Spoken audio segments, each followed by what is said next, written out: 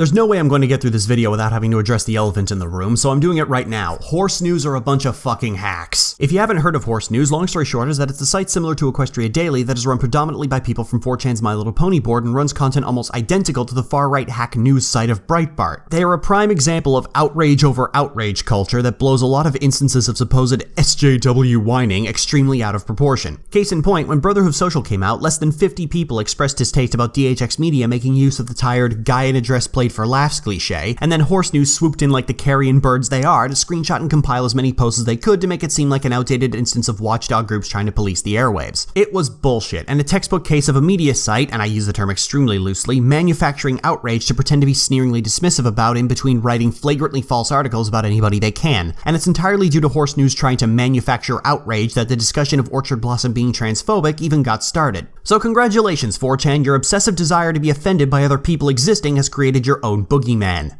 Again. So yeah, some people were upset at the very idea of Orchard Blossom even existing and skipped the episode entirely because of that. A relatively reasonable action to take for people who aren't lunatics. I myself have skipped episodes for far less logically sound reasons than this. Now the reason I started up with that whole diatribe about how Horse News are a bunch of oversensitive twats is because I fundamentally disagree that Orchard Blossom was in any way transphobic. And the last thing I would want is for my reasonable objection to be co-opted not your shield style by these loathsome little toads. First of all, let's not make the false equivalency that anybody who cross-dresses is instantly a trans person. People will cross-dress for a variety of reasons that have absolutely nothing to do with their gender identity. I don't think a lot of people would look at Mrs. Doubtfire, a film about a man who disguises himself as a sweet little old English lady just so he can spend time with his kids, being some metaphor for gender identity. Likewise with Tootsie, a film about a man who cross-dresses because his own reputation of being impossible to work with has sabotaged his career. And in Brotherhood Social, Big Mac disguises himself as a mayor because he incorrectly assumes that brothers cannot compete in the Sisterhood Social. So from this point, we're going to do something that comes naturally to a lot of critics, but doesn't come as naturally to the casual viewer. We're going to analyze very small, likely missed character interactions and the implicit meanings they carry. Ready to get really freaking pretentious? Oh boy, do I hope so. First of all, it's very obvious that Equestria is female-centric, highlighted by the fact that Big Mac simply assumed that he couldn't take part in the Sisterhood Social because he was a stallion. Applebloom even assumed this as well. This belief stays despite the fact that there is no issue whatsoever to Rainbow Dash running with Scootaloo, who isn't even a relation in any way, shape, or form. So while Equestria is likely not as hostile to stallions as Earth is to women, there is a clear evidence that much of Equestrian society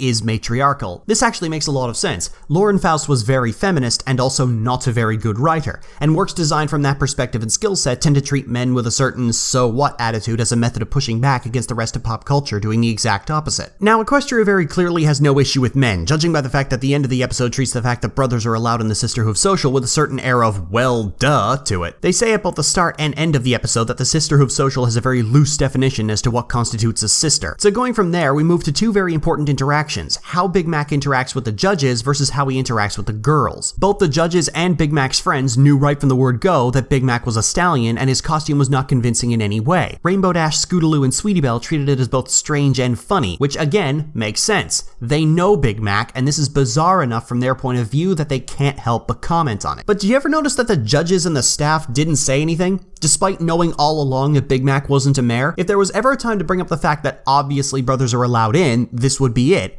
And yet they didn't. And the carny who operates the phonograph has a brief hesitation before calling Big Mac ma'am. So the question is, why didn't anybody say anything? I can only deduce that the reason they didn't is because it would have been rude. Let me put a scenario in your head.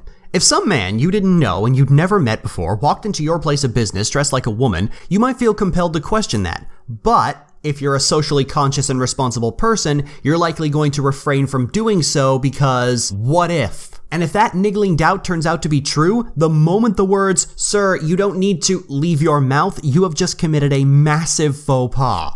Oh, I'm a dick.